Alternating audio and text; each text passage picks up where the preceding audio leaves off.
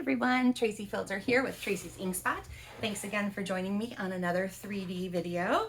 Today we're going to make this cute little triangle treat box.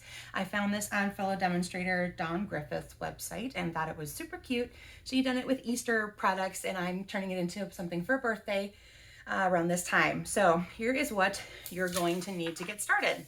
You're going to want a piece of cardstock that's 7 by 9 3/4, and I'll go over the scoring dimensions with you in just a second. You need designer series paper, and remember the way that the box goes together, if you can kind of picture that, make sure if you have a paper that definitely has a direction to it, like stripes or words or something, that you're cutting it in the right manner. Okay, so you need 2 pieces that are 2 1/4 by 2 3/4. I'm using Sweet Sorbet designer series paper from the In Color 6x6 collections. There's a 2 3/4 by 2 3/4 and a 1 1/2 by 2 3/4. Those are all going to go onto parts of our box and just decorate it, as you can see, all the way around. Okay.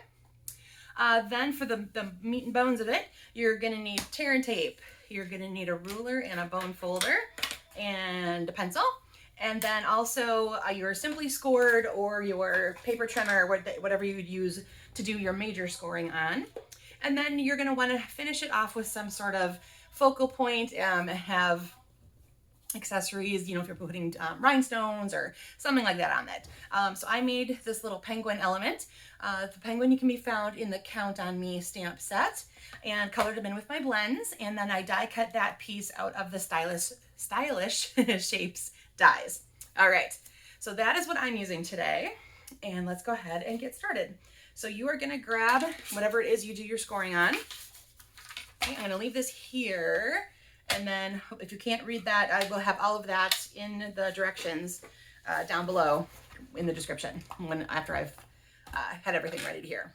Alrighty, so along your 7-inch side, we're gonna score it at 2 inches. Make sure if you're using your paper trimmer, make sure you're grabbing your scoring blade, not your cutting blade. And at 5 inches, so 2 inches and 5 inches. Then go ahead and rotate that over to your 9 3/4 side. And we're gonna go ahead and score that at 1 3/4. So right there. And then 4 1/4, right there. And lastly, 7 1/4. And there we go. Okay, so now you have all your score lines done that you're going to be doing with your paper trimmer or your simply scored. All right, now you should have something that looks like this. You should have all these little quadrants. And I highlighted the lines just on mine just so it's a little easier to see. So now what you're going to want to do, if you'll notice, there is a part here that's smaller and then a part here that's bigger. So have yours directionally going the same way as mine. And you're going to cut out these 4 squares up here and these 2 squares down here. So then when you're done, you should have something that looks like this. Okay? Now you can see I've already marked the shorter end is your top flap. So that's where this element is going to end up on the top. And then you've got these 2 wings on the side, and this is where we're going to create the triangle portion. And this is what you need the ruler and the pencil and etc. for. So this should be about a 3-inch width. And so you just want to mark where the halfway point is. So at about 1 1/2, go ahead and make those little marks. And then what we're going to do is we're going to take our scoring tool, my bone folder and our ruler, and we're going to score this direction. So I'm going to mark it on here first, and then I'll do it on the piece I'm actually working with so that you can see where that's going. Okay? So those dashed lines are my new scoring lines for my actual piece, because I'm going to be making my box out of Sweet Sorbet. Okay, so I want to mark my 1 1/2 inch marks. Whoops. Right there. And right there. Okay. Then you're going to take your bone folder with the edge of the ruler, corner to the tick mark. And then again, this direction, corner to the tick mark. And same thing on the other flap side. Oops, move that one out of the way. So corner to the tick mark.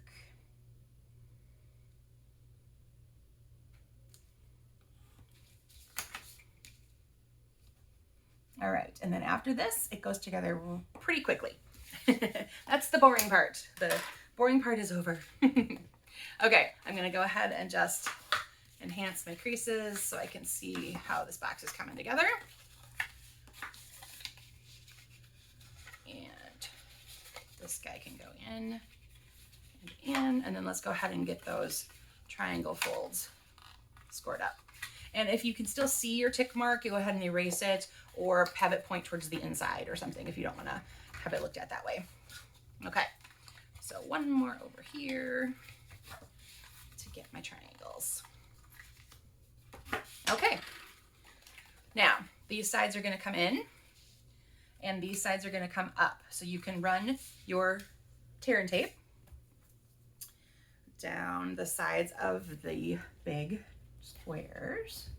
I guess they're really rectangles, but like so, and like so.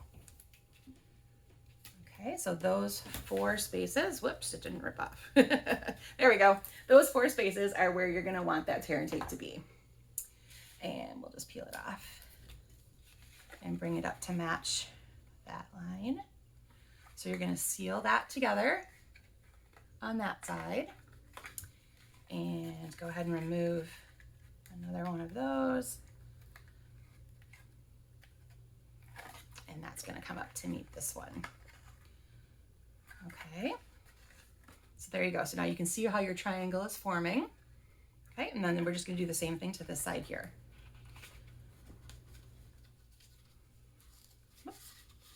Okay, I have a stubborn piece of tear and tape today. There we go. And I'm going to remove them both right away because once this gets to this point, it's going to be hard to see where it's going. You should also at this point, before you finish it to this point, you're going to want to fill it with whatever it is that you are putting inside. Because once you seal up this part, then everything is sealed and you can't really get in there very well. Okay, so I'm going to go ahead and just make sure those sides get attached by just applying a little bit of pressure with my bone folder. Okay, so like I said, you can see this is mostly all attached right now. So if you had something larger that you're putting in there, you're gonna wanna make sure that goes in there. Okay, your squares of DSP should be pretty easy to see now. The biggest one is the bottom. And you could put these on before you're assembling or after, depends on how you're going. Let's see, I forgot to bring over my stamp and seal, so I'm just going to use a little bit of tear and tape quick here. Okay, so the big one is going to go on the bottom. So that's your 2 3/4 square. Okay, these guys here are those 2 flap sides. Okay, so again, just run a little tape. You could also use liquid glue on these guys if you don't want to use your seal. That would be a good way to add these down as well, if you're a liquid glue kind of person.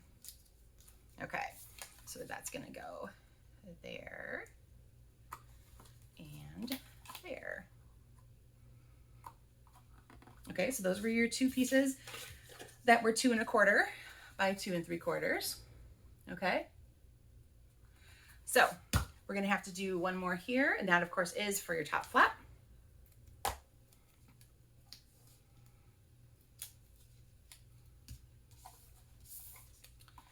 Which is going to go right here. Now you can decide at this point how you're going to want to close this. If you're going to be giving it right away, you could probably get by with just a little bit of seal on there. But if it's going to be a little bit, you probably want something a little more permanent. So you could either, if you don't want to mess with ribbon or anything, you could put a piece of your seal, your tear and tape, like across this area, and go ahead and seal it shut like that. Or you can do what I did here, which is I just took a length of our crinkle seam binding. It's about 14 inches or so. And I tied it around the box to hold it closed. Okay, I'm just gonna do a quick simple knot here on top so you can see how that's gonna hold it. Okay, and then go back the other way for a simple double knot. Oh goodness. My fingers are sticky today. There we go. Okay, so that is going to hold that shut for me. Okay, you could also, if you have like Velcro dots or magnet dots or something like that, that would also work to have that sealed. But I think the ribbon or some extra special, stronger adhesive would be definitely a way to go. Then, of course, you're going to want to assemble your focal point, and then that'll cover up some of those ribbon spots.